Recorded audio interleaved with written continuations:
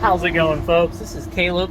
We're over here in South Windsor, Connecticut, looking at a used unit we have here in our lot for pizza. 2020 Alpha Wolf 26RL-L. Now, this unit is going to have those steps that are going to pull down from the unit. They are not on a friction hinge, so you are going to have the full weight on this when you are lifting them up. We'll have the adjustable legs. You're going to be able to push out this pin right here. It's going to allow you to individually adjust each of these legs in case you're setting up with a big hole or a rock. Now, the door is going to be on a friction hinge, so you don't have to worry about the wind taking this and slamming it into the side of the camper. Just got to make sure it's all the way open when we are closing those stairs up though. We are going to have two awnings on this. We've got the first one here that's going to go over that entry door. Second one is going to be on that actual slide out. So we don't have to worry about it potentially wasting space, wasting awning space here. So you're going to be able to have that off of this first awning, kind of extending some of your covered living space here. Now, just to point out on this unit, it does have the extreme weather Arctic package here. So there is going to be an enclosed underbelly here. And I did read up on this one, there is forced heat to all of your tanks. I really hope you're able to hear me because this road is extremely loud right now. Now, we are going to have a leash latch right here for you to be able to hook up your pets that are hanging out over here. I love that they've got the cat on the leash. I would personally love to see that. That'd be pretty funny. And then we've got that pass-through storage. Everything's looking nice. I see trim is still here in one piece, not noticing any water in here, and it just rained last night. And just to point out, there is no access to this from the inside, so all front pass-through. You're going to have two push-button lights on each side as well. Now you will have that gutter system up top, and then we're going to have our scissor jacks, two on the front, and then you'll have two in the back. And now again, that is just for stability. That is not for leveling the actual camper. We do have the option to have some solar on the side over here to be able to hook up your flex panel, be able to get a little extra juice for your battery up front. Now it is going to come with just one battery, though you do have the option to add a second one if needed. Docking lights right here, which is going to be these light bars right there in the front. Electric tongue jack right here. There's going to be a light on the front of it, up and down for extend and retract. And we've got the cap right here to be able to manually override it in case you are out of battery power or blow a fuse. Now you are going to have your propane tanks, and then the way to regulate off or distribute off of that regulator, if you do have it in the middle, it will draw off of both tanks if they are both open. Now they do give you the actual levels right here for you to be able to have a better idea of when it's level. And as you can see, our dirt lock back here is not that level. Other side, we've got stickers up front. Again, just going over that, the actual gross vehicle weight rating on this is 8,900 pounds. So that is fully loaded.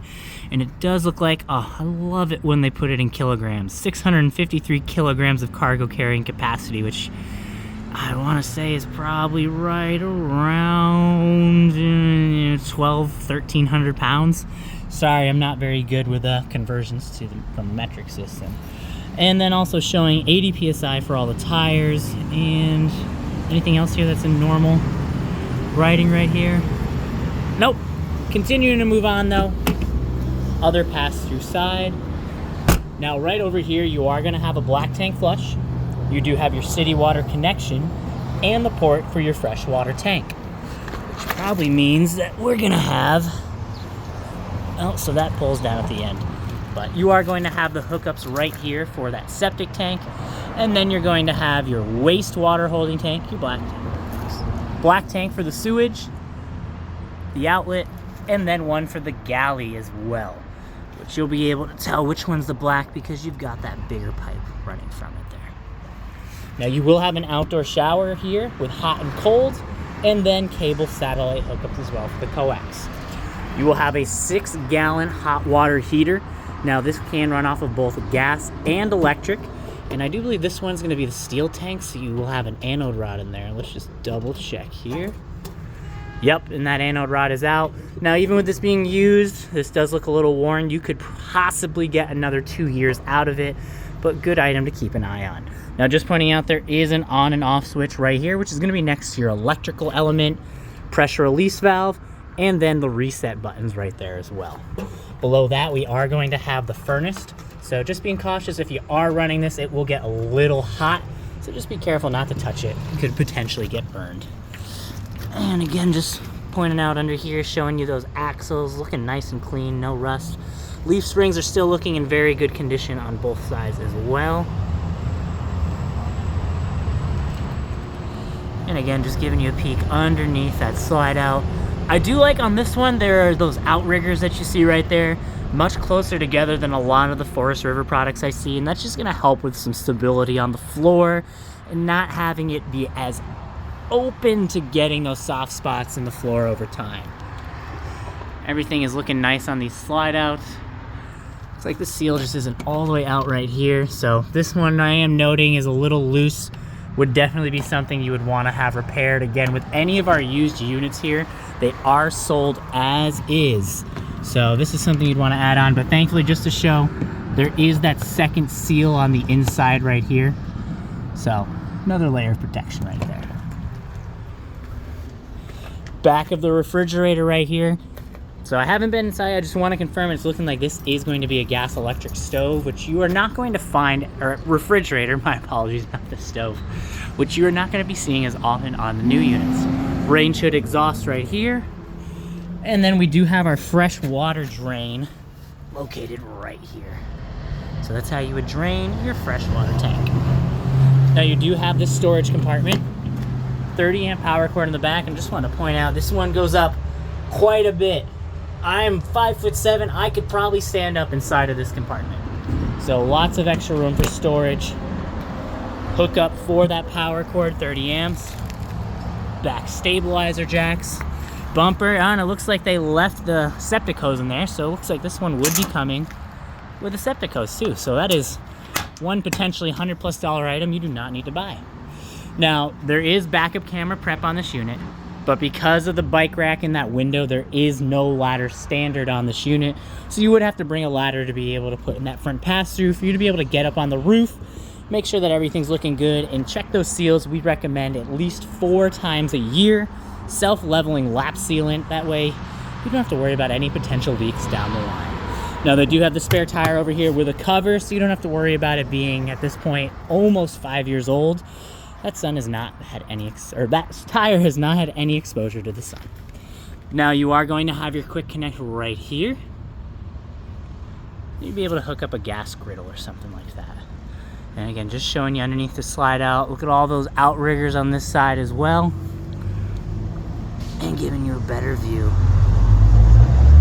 of those leaf springs and axles from the opposite side. Now this is one sticker that I personally have not seen a lot of, just saying the awning must be in travel position while using this propane connection.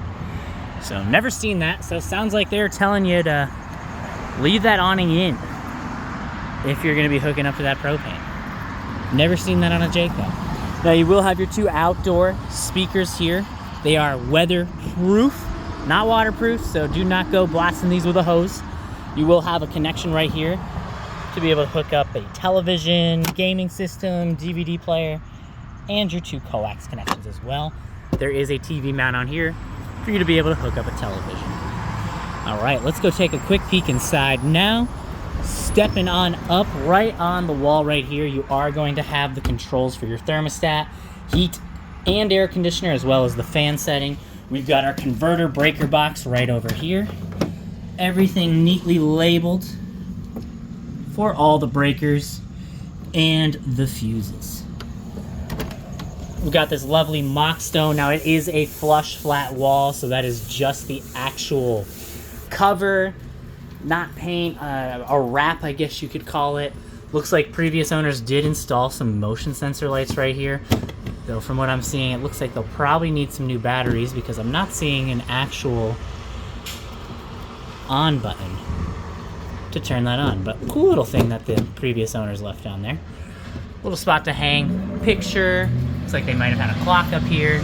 Now we do have the controls right here for the awning. Now main awning, don't quote me on this, I'm pretty sure this would be for that main awning over the door. Second one would be for the one coming off of the slide out. We do have a way, once we have power, to view our contents of battery, fresh tank. Is going to list the 2 black tanks. This is usually just kind of a base, just how we have No switches right here, kind of just a dead switch.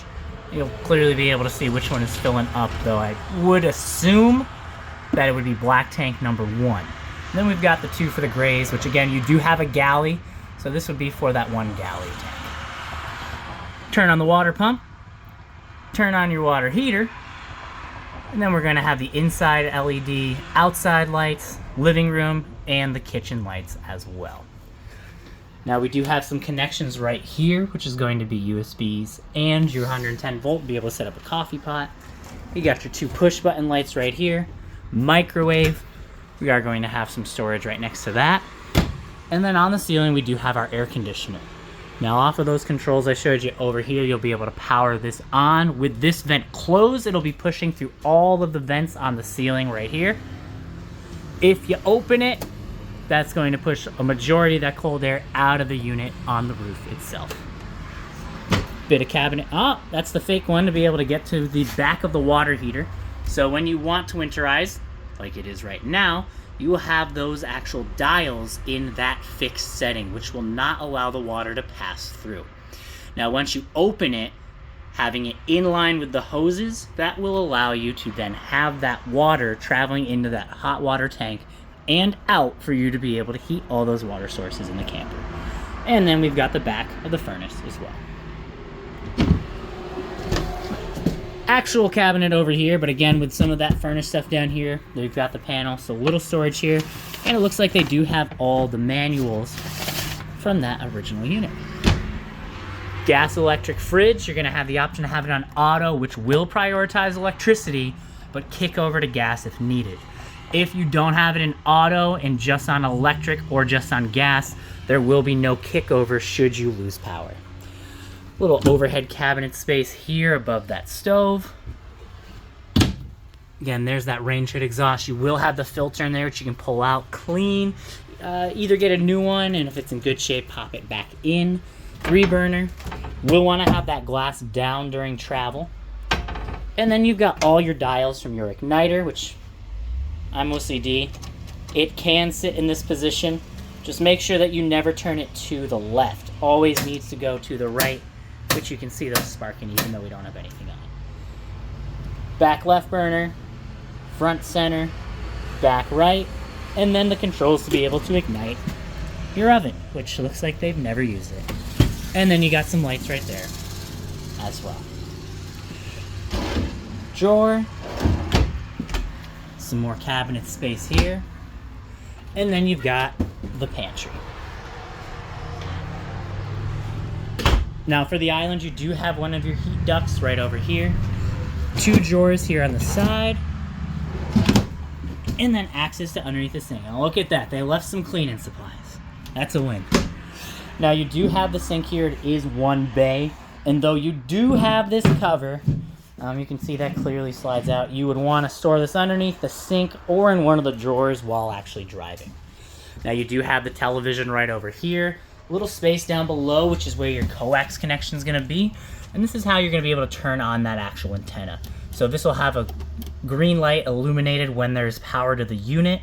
That is for you to be able to use the actual antenna and AM/FM radio. If you're hooking up to cable, you will need to shut this off. One other outlet here, as well as the one already here plugged in for the television. And then you've got, oh, they give you those connections right off the bat to be able to hook up some additional player.